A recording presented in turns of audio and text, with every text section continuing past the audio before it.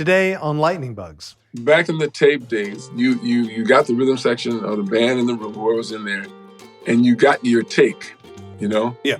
And it was never super perfect, It was the one that felt the best. You know what I mean? Sometimes everyone played better, but there was this one that just had the joy in it.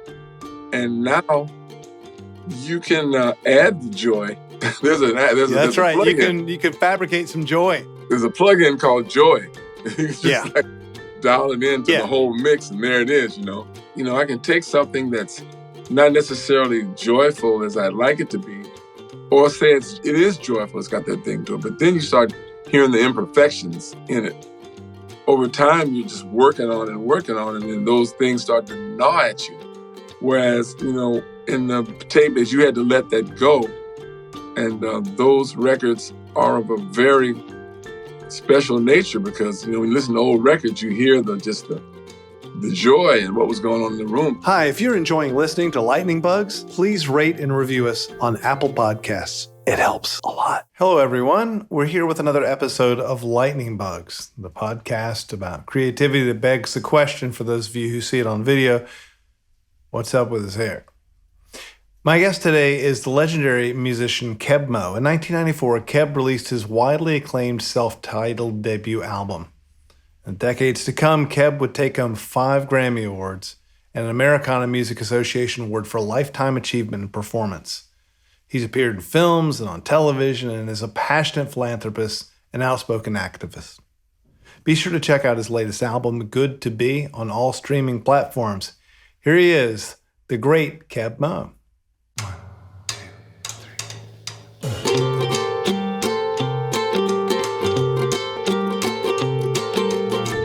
3. Have you been lucky enough to still use tape? Well, I was using tape up until expensive, but up until maybe about 5 years ago. Wow. I haven't used tape since 2002. Yeah, that was a good time to stop. The quality controls not even that great on it anymore. I mean, I love tape. I like that you have to rewind and take a moment. Yeah, it's really that's very artistic of you. But I've been in the technology as far as recording since 2001. I got my first Pro Tools. I got one of those LE rigs, a junior one, and a Mac, and I started learning how to use it. And I know how to use it enough to really record and to work with an engineer and to do my things. And but even still, when it starts to file sharing and keeping up with where everything is and all the stuff, I need somebody to kind of help me keep my business in order. But during the pandemic, I did a lot of things, and I was way out of my comfort zone doing some work. Like what?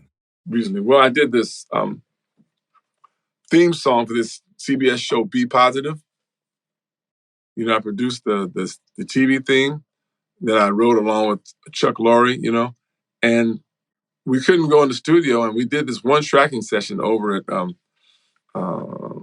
what's that studio, United, over in LA, and everything had to be apart. It was right at the beginning of the panic, and no one really knew what to do. And I got all these files from the horn players, individual file from each background singer, and just it was just like, wow, you really, And then I had to do stack vocals, and it was a mess. But I was in editing hell because everyone had different sounds on there. All the horn guys had recorded with different their own stuff. Yeah. And they were like, the starts and stops weren't necessarily as tight as they should be. So I had to like move things and just really it was a nightmare. You start seeing shit you shouldn't know about, is the way I feel about some of the things that I'll see that I realize, I could make this not better or not but for a technical reason, but for a musical reason. I can make this tighter, or I can make this earlier, or these things can be more in sync together. But I feel like going down that road, it is a slippery slope, isn't it? Do you ever feel like you made a deal with Satan or something? I I've made a couple deals with Satan, nothing to do with music, but that's a whole other show. Yeah, that's my other show, Deals with Satan podcast.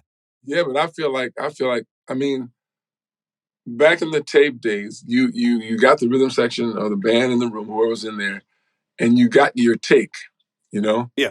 And it was never super perfect, you know? It was the one that felt the best. You know what I mean? Sometimes everyone played better, but there was this one that just had the joy in it.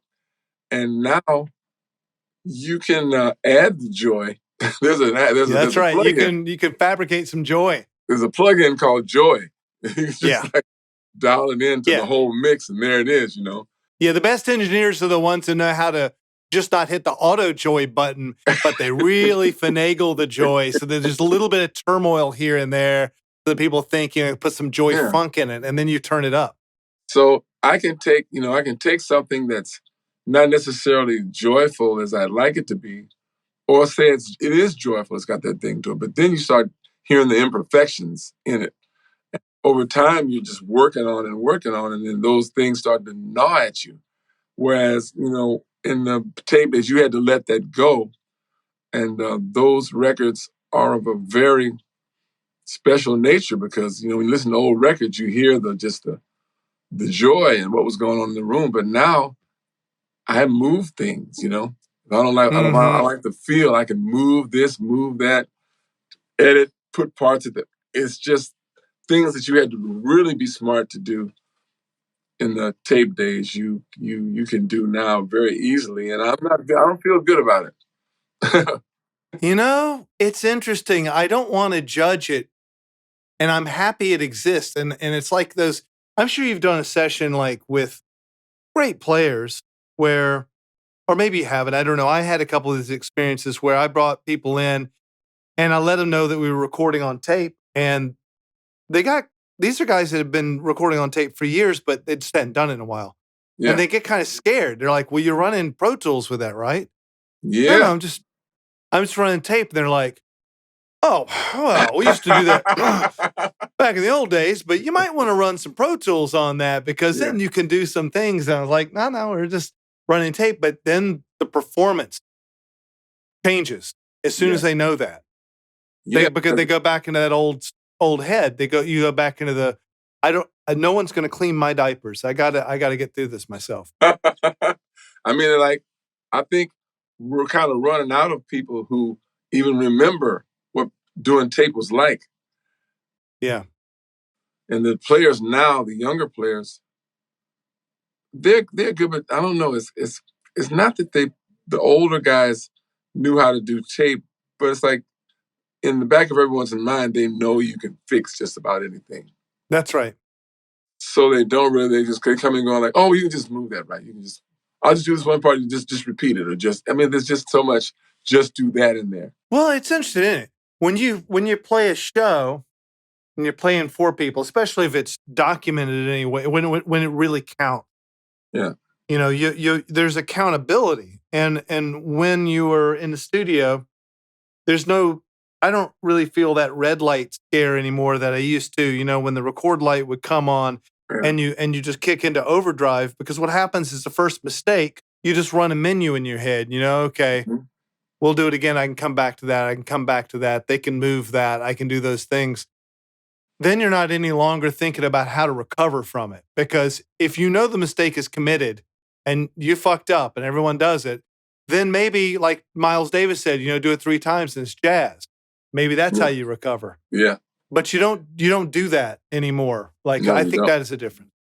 I have made things sound great that were just okay so many times now that I feel like I told you, I made a deal with the devil or something. And it's like, yeah.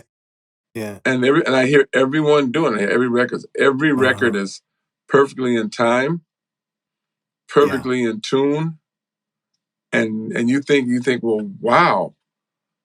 So the bar is higher than people can actually achieve with human, it's like there's superheroes in the studio now, but they're not.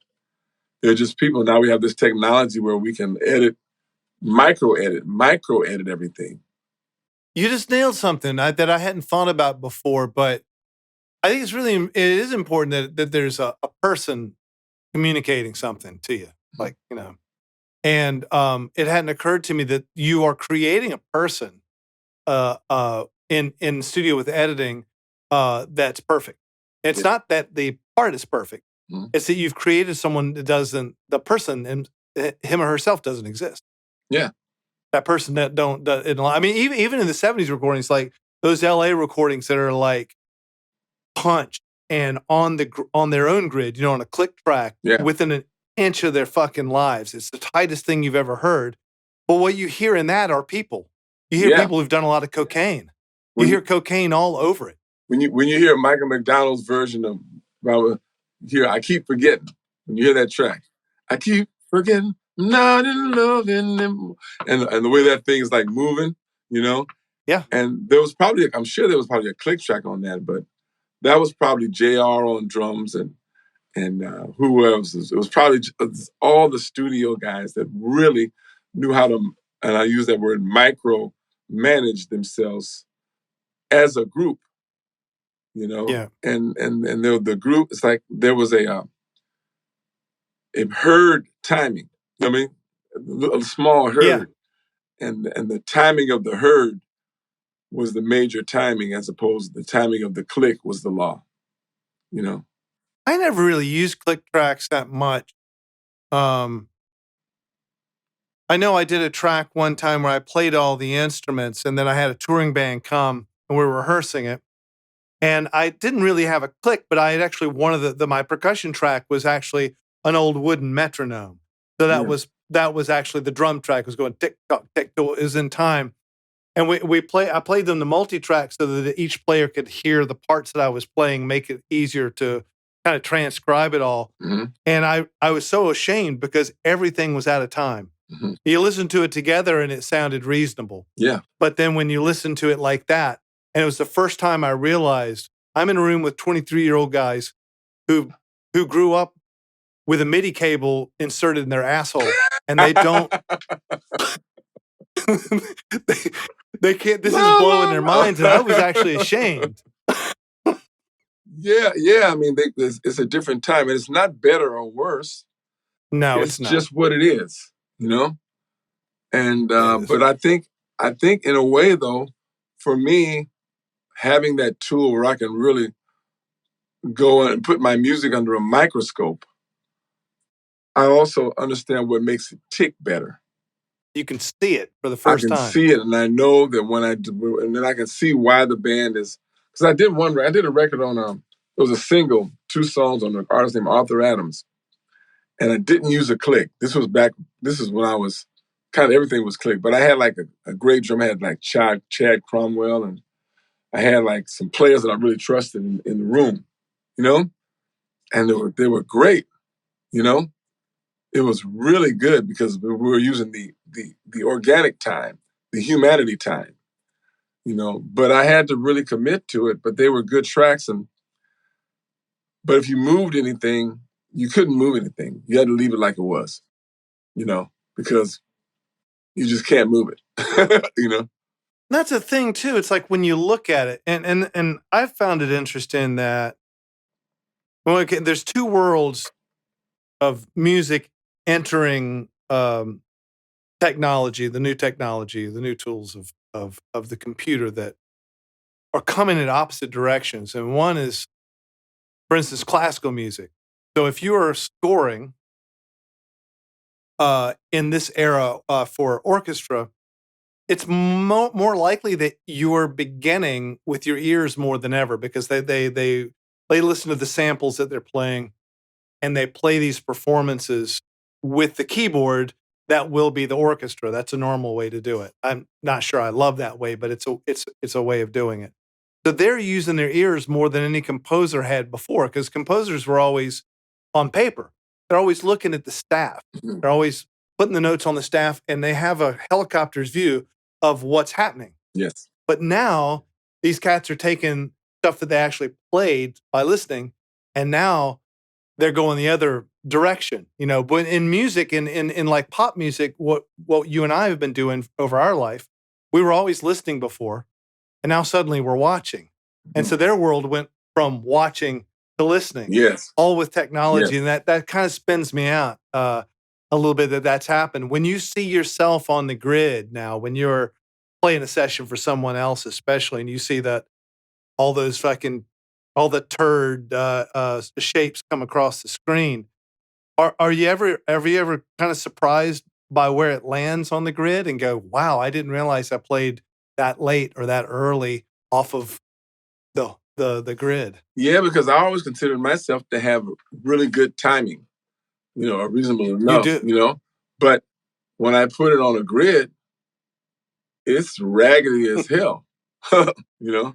Does it go both ways, like before Yeah. and after the? I'm mostly Yeah. before, and I always thought I was laid back, but I'm actually mostly before. That's a hard thing to admit. You know? I feel kids, listen to this fella. He's got enough. He's comfortable enough with his manhood to admit this. Musicians don't like to admit that. But like someone pointed out to me one time that Elvis Presley almost always sang ahead of the beat, Mm-hmm. and that Frank Sinatra did that a lot too. And these are just two popular singers that happen to come up randomly. And as I listened, I realized, oh, well, that's not really true. Sometimes they're behind and sometimes they're ahead. But there is something about being ahead of the beat that's actually interesting sometimes because it gives it tension and it makes it feel immediate. And I don't think it's evil. I had a vocal coach that pointed that very thing out to me about singing because I was singing, and he noticed that I was singing right on in the groove. He said, listen to all these singers. We played a bunch of singers. He said they're all singing in front of the beat Right, that's what I mean. Because the band is listening for the vowel, not the. Hey. You know what I mean? Oh, that's brilliant. Yeah. I'll repeat that again just for me. He said the band listens. He said, Tan, I never heard this either. The band responds to the vowel, not the consonant. Yeah. That's beautiful. Well, here's another thing to that too, which is the band is listening. Yes. Just the concept that the band is listening. And that's why, I don't know, let's just take a Nat Cole recording. And it's like the way they had to mic that and perform it, everyone had to listen to each other. Mm-hmm. And if you weren't listening to Nat King Cole, you were certainly going to lose your gig. I mean, everyone had to listen. And so it mixes like a breeze because it mixes itself. Mm-hmm. But more importantly, like the band listening blends in a way that, like, I've had people tell me before, like, you're producing a record and they're like, can you turn that vocal up? Yeah. Like, I can't turn it up anymore because no one was listening to the singer. Like, there's a bed of music underneath that's unyielding. And if they were listening, then you could turn the vocal up because that was their perception. Yeah. But as it is, it sounds like a floating head if you just put a vocal up that's too loud. If you're going to turn the vocal up, everybody right down to the drum machine needs to know what the words are. Yeah, I mean the vocal. I kind of like when I'm like doing a track and I have the guide vocal in there. I'll have the vocal down, tucked in, a little tucked in. Like I don't want the band to hear the vocal. I want them to hear each other. I don't want them to be aware of the vocal. Right. But if they hear too much, then they start playing to the vocal, and that brings back to this thing about time because we're talking about timing here. A Nat King Cole record, that was like a river flowing through the studio. Yeah. So how do you put a click track on water? Right. It's like it's not gonna just every wave's not gonna just it's gonna go and swim and it's gonna go through and that in a sense is another kind of timing, and that's organic timing. That's like when I listen to I remember one time I was on the Sinatra station. And the original version of "Fly Me to the Moon" by Tony Bennett came on, and it was so good. I literally had to stop and pull over into the AutoZone parking lot, because it had that thing where it was just going like, it was like just rubbing you. It was just going like, oh, you just felt like, oh man, and you can't put a click track on that shit, He was exceptional. I was listening to the live record of his a few weeks ago and realized that he must have been in this zone where he realized that his best note was a full voice high B flat. Yeah. Like tenor. Like just like nut wrenching note. Yeah. every single song on this live record is live at Carnegie Hall. He's like nails this B Yeah. flat at the very end of it. Yeah, he can't sing And, bad notes. I don't know. I mean, how on a live record do you know that that's something that you're going to be able to do every time? It's just unreal. Well, I mean, your first record, so like you got a lot of play in an era that was full of loud music on tracks that I remember sounding like just guitar and a foot on the floor. I mean, Yeah. and when people would say like, "Wow, you guys, my band, you guys are so minimalist. There's not much going on." In the back of my mind, I'm thinking, you really haven't been listening to Keb Mo stuff because there's nothing going on Literally, in yeah. that. What's the song with fucking hell? I don't remember anyone's music, including mine, but it's on that first record, and it's a fast blues progression, funky, and you just hear your foot or someone's foot on the floor Am I wrong? and the guitar. Am I wrong? Am That's I it. wrong? Yeah. Was that recorded the way that I think it was, or No. did you like program a foot on the floor? How was that done? I went and did a track, and there was no clicks track. I just went.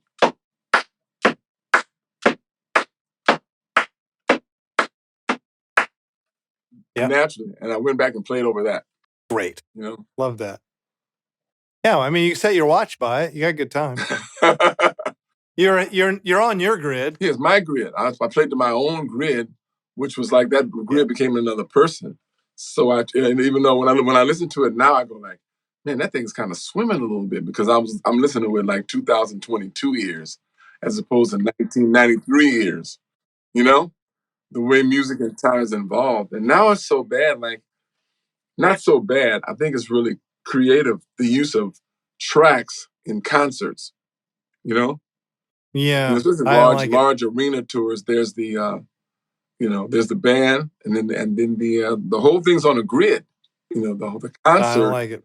is on a grid, and that's been happening since. I remember when I went with Celine Dion. I opened for Celine Dion for like a month. Solo, I was solo, and I would kind of while her show was going on, I would just walk around and snoop and ask people, "What are you doing? What are you doing?" One guy was this, that, and the whole show was on a click. Every song was on it. It was like Disneyland. But it was beautiful out front. And the band, I mean, like the guitar changes happened. No guitar player or keyboard player had to push a button at all. Because every switch was in. This is like probably 90s. Probably run the lights off of it too. Everything. Yeah. So each song had a song, and then there was probably tracks in there, all meaning too. But now looking at that back at that concept, and they're running auto-tune in the arena, Yeah. Well, it's not that I don't even judge it so much as I just don't like it. Like I just want to go to sleep hearing about that. Like that it wears me out. It's another kind of thing. I like I said, I'm with you. I don't despise it or go like, oh, we back back in my day, we were like, we didn't need all that stuff, These are all the tools we have now, So people are using those tools to give the audience a more satisfying show, hopefully, more like this, so they can actually hear this super band that doesn't exist live. So they add things that aren't really on stage. And like even like I went to a famous person that will remain unnamed. One of the musicians, got sick or something, and they just brought somebody else in. And what they do is while that person's on the show, they can just run the tracks. They don't even have to play. They just have to kind of know it. And then once they know the show, then they can actually be in the show. But there's a track running for everybody. Drums, keyboards, the whole thing is already recorded. If the singer is hoarse that night, the singer still goes on and sings, Yeah. Well, I mean, look, it provides an experience, and it's people's expectations. I mean, poor Milli Vanilli, who went absolutely through it over what would be considered just normal now, not even a misdemeanor. It's just what the audience expects. And if they expect a movie, they get a movie. If they expect improv or comedy, they get that. But I'm just not in that business. And when people start talking about because I remember I joined a band for a while before I was making records where they were flying vocal tracks in. And that was the reason I had to quit. Yeah. Because I couldn't stand sitting between monitors and hearing all these voices come out of the tape machine. And you had to be on the click. And I'm thinking, some nights are like the whole audience and the musician are just faster or slower. Yeah. Yeah. We don't want to be 120 tonight. We kind of feel 123. Like it's a scary night. We got bad news. It's going to be 115. I don't know. I love that you gave props to Milli Vanilli because they were actually pioneers. Well, they totally were. They were pioneers. Isn't that interesting? Well, they were. Yeah. Because the music business was now seriously diverging off into the entertainment business. Yes. And that's very valid as well. And so how are you going to accomplish that? With whatever innovative tools. It's funny because I have like I'm a shitty interviewer and I got all these questions I was going to ask you. Well, one of them was about tools, which we've spent most of the time on. I was fascinated about your tools because I know the studio well. And I also think about, these recordings you've done, which the only tools you needed were the floor, your hands, your voice, and a guitar. Yeah. And that's pretty different. Like most people are in one category, like, here's my tools. But you're open-minded enough not to tell the kids how it was done, but still you can do it. And I think that's interesting. When I heard Muddy Waters do on the field recording, I can't be satisfied, Then he did Alan Lomax, and he was just sitting there by himself going like, doom, doom, boom, doom, doom, doom, I went like, so where is all this fullness coming from? Like, because when we make a recording, we want it to be, you'll say like, well, it sounds empty, or it sounds, it should be fuller, right. And I was thinking, well, what is full, And I thought to myself, it's what you tell the audience is full. You tell them what's full. Yeah. Where's the ceiling? Where's the floor? And what's full? And I found that a lot of records that we listened to that were hits weren't full as you think they are. I had a gig one time, it was one of the most where I learned more about anything, making karaoke tracks back in the 80s, on MIDI. And I would take a song like a Gloria Estefan song, and I had to recreate this track for MIDI. And I'm thinking like, oh my God, I can't do this. This is the whole track. And when I got into it, these tracks were so simple and so logical. Yeah. And you just go, wow. What I found, what filled the track up was the joy and the groove. And hopefully not competing ideas that don't actually work in the real world together. It's like here in Nashville, there's a radio station called Hippie Radio. Have you heard that? Yeah. 94, is that it? It's like classic rock. Yeah. It's fucking great. I love that station. It's like they're always, and we're listening to it in the kitchen at dinner on a 3-inch speaker. Mm-hmm. And so these songs that I never really thought much about before are coming out and I'm like, God damn, there's 2 ideas in there. There's a guitar part and this guy's voice and everything else is, that's so brilliant. That's so simple. You just need to listen to it I just set my Aratones back up in my little studio and I'm not going to go off of them for some time. I'm not allowing myself off the Aratones for a while. I've lost my privileges. I got to say, I don't have the Aratone, but I got some new favorites, Avatones, Yeah, that's great. But it's like, man, those old records, I was taking a long ride with my old guitar tech, and we were listening to classic rock. And I was always trying to tell him how, how he's like overthinking everything. He's overdoing all the parts, and a lot of people overdo things. And everything was so simple on the big records. When you listen to hit radio, oldies, the things that cut through, everything is so simple. I've looked at scores before where I thought that there was something seriously complex going on. And you realize Are you shitting me? That's 3 French horns playing a major chord? Yeah. That's all that Yeah. is? That's it? Like sometimes even like the classical masters are putting forth an idea that's it's deceptive because there's a lot of complexity in why the simplicity was chosen, Yeah. you know, like why there are only woodwinds on this one part. But at any given time, with the really masterful stuff, your eye's always on the ball. And I read a really great thing in the orchestration book by Rimsky-Korsakov, the great 19th century Russian composer, and he said the main idea should always be set in relief.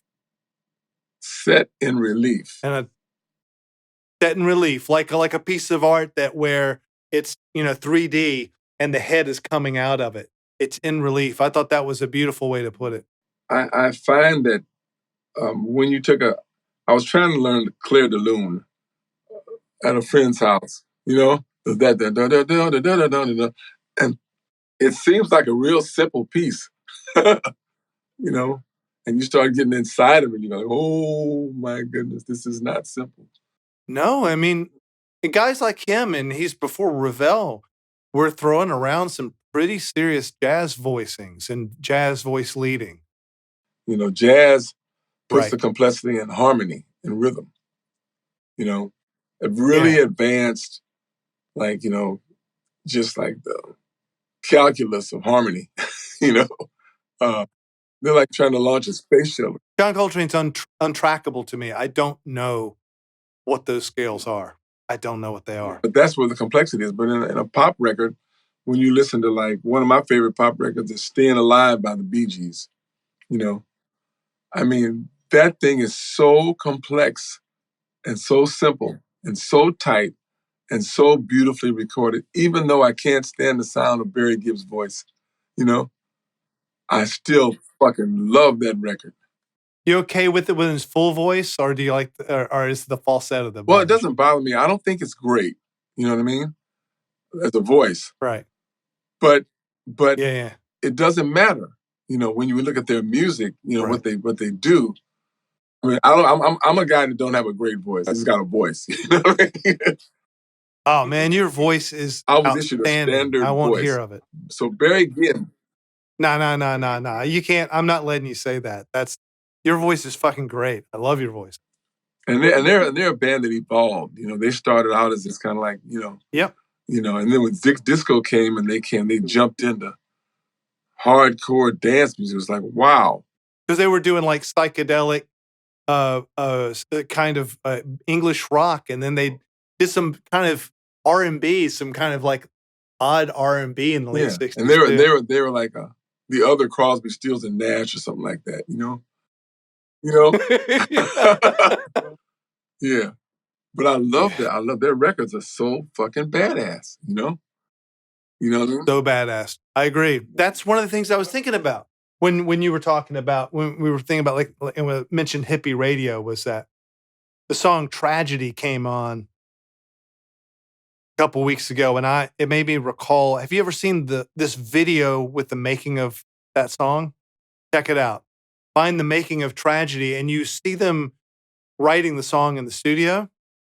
It comes from just the most inane seed. Like it sounds like if I was in the studio and guys were like, "Nah, I'm really excited about this stupid, shitty idea. I'd like you to do it." I'd be like, "I'm not doing that. It sucks." And it ended up being so great, but they had no idea what they were doing. Total hack in the best way. What triggers for me is shitty idea, you know? To me, there are no Right. shitty ideas. You know? It Yeah. just, Well, that's you my know, issue. Yeah. there's there's only ideas you just didn't really put your ass in it. You know? If you work on that Right. shitty idea, you know, and you really find something in there that's great, that shitty idea is no longer shitty. Wow, then that is a really like inverted concept for me, and I think for a lot of people. And I think you're right because the to judge the idea or to judge the piece on the merit of the idea alone doesn't allow for what you put into it and the meaning that you Yeah, and gave then it. somebody said one time too, it's like hard work and mediocrity always beats gifted and not working at it, you know? So it's not, it's about really just and passion. There's so many other factors to music and life, and smarts. One time I think I offended somebody by saying like intelligence is overrated. you know, the kind of when we think of intelligence, we think of a knowledgeable person, who knows things and has the ability to do something. Yeah, and people who do things that we can't, the normal everyday person can't do, and we marvel at them because they're so intelligent. But there's like passion. There's stick to itness, which is another kind of intelligence. I assume when you were a young man, young musician, you knew you were good at it. No, I didn't. Yeah, That's you didn't. You didn't think you were the God's gift to no, I didn't guitar get. and music.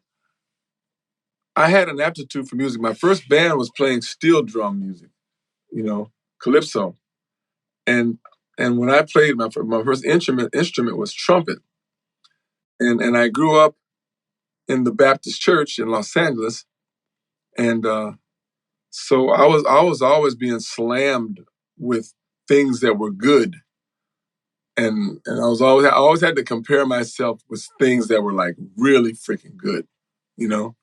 Listen to the radio, Okay. So you were surrounded great by music great and great musicians. musicians doing it. So I didn't think I was good, but I was good, but I wasn't good at being a good musician, like being like flashy, you know. Like if you audition me for a band, I'll probably flunk every time, you know, because I'm not impressive coming out the gate.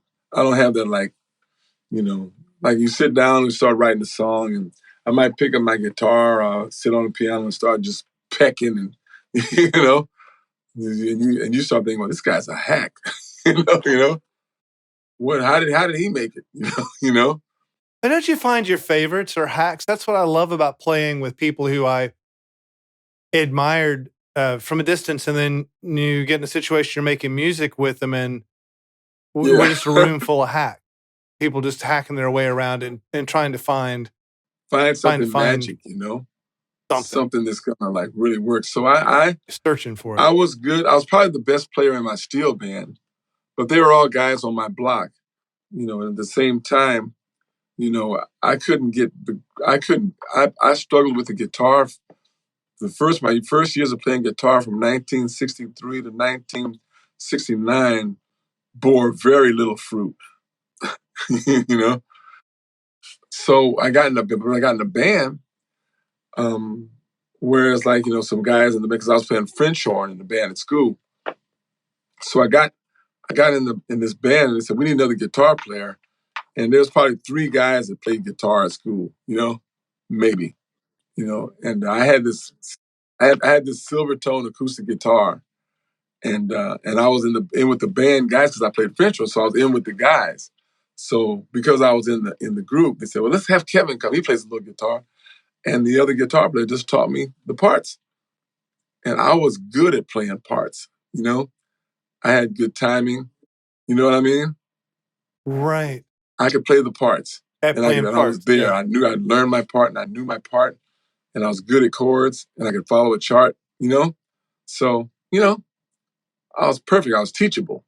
You know, I guess I wonder because over my life, I went from feeling like I was I was talented and good at it when I was a kid, and now all bets are off. I don't know how I got the music that I do. I think it was more hard work and less talent than I wanted to admit when I was a kid. When I was a kid, I was like, "Yeah, I can do anything," but the thing is I couldn't, and I especially now that we were talking about the grid and stuff, when I'm shown how but shitty you're I not. am, it's humbling, but I feel like it's hard work more, and I think more people are musical than when the idea is like people say, "Well, I can't carry a tune," or I don't I'm tone deaf," or "I don't know music," and I don't think I believe any of them anymore. Yeah, it's like they just have a different concept, a different feeling, or different. They sing to a different tune, you know. And I'm not gonna let you call yourself an okay musician like because you're pretty badass, you know. I get people on the show to give us a creative exercise. Kind of hard to come up with, but the idea is anyone who creates anything gets in rut. Sometimes needs to think of things a little differently. Do you have any words of wisdom? Something that we can all do like 5 minutes a day. When you get into a rut, you know, you just like you kind of stuck. You know, you just kind of stuck. It's not really like there's nothing there. You're just stuck. Maybe you've been playing the same thing over and over too much. You know, well, I'll just sit down and play every piece of garbage you know, no. Like if I get into a writing rut, I'll just start writing down every idea in my head. Crappy, Right. all the crappy stuff. I just start moving energy, and I don't get in ruts necessarily. Maybe I'll just get lazy. You know, I Mm-hmm. won't get in a rut. Well, let's take the rut out of it then. Is there a thing like, for instance, like what would inspire if you're the boss of everyone for 1 week, what would you have us all do for 5 minutes a day that would inspire any form of art that we might be in? If I'm an architect, Keb Mo told me to read poetry or something. I tell everybody to play. I tell everyone to play the banjo. Play the banjo. Get your banjo out. Because the banjo will make you happy. You know, it's just a happy It's a happy sound. instrument. What if you're not a musician though? Like, Oh, and I'm a novelist or I'm an architect or something. Is there something? well, if you're a There's novelist, something that I think you just sit down and write, and you write everything, all the crappy stuff that's coming out of right. your head, and also too, for me, my experience is that if I'm in a rut, maybe I just doing way too much creating and not enough living. There you go. I You like know? that. What can force the living? Like for some of us, like if I'm left to my own devices, I'll get up in the morning and I'll go straight to something that resembles work or got to finish a song or I got to Yeah. finish a thing. I probably should be going out to the art gallery instead. Well, I think one thing about me, I base everything from a songwriter. That's the center. Songwriting is at the center of everything. And I think what you write about, whether it's a book or a script or whatever, a news, you write what you know. You know, you write the truth. And Yeah. when you run out of truth, you just ran out of truth. And then maybe you need to like just go and just listen now. Pay attention to listen to your insides, listen to what's going on the Right. outside. And you just run dry. Like if you drive your car and you're going to run out of gas, you got to go get some more gas. You know, the car's not going to run. Yep. So you just ran out of gas. So go get some more gas. That means you got to live a little. Go do nothing. Go over your friend's house. Go hang out. Turn on stupid TV. You know, just go do something. Go have a donut. But get out of yourself and just get over yourself. You know what I mean? That's my favorite one. Yeah. Go have a donut. Just get over yourself, you know. I wish this was a 3-hour thing. We got to hang, man. This is cool. Thank you so much, man, Yeah. for having me on your Very show. good to see you. Take It's care an of honor. yourself. You killed Tiny Desk. You Oh. killed it. Not to worry. I thoroughly enjoyed it.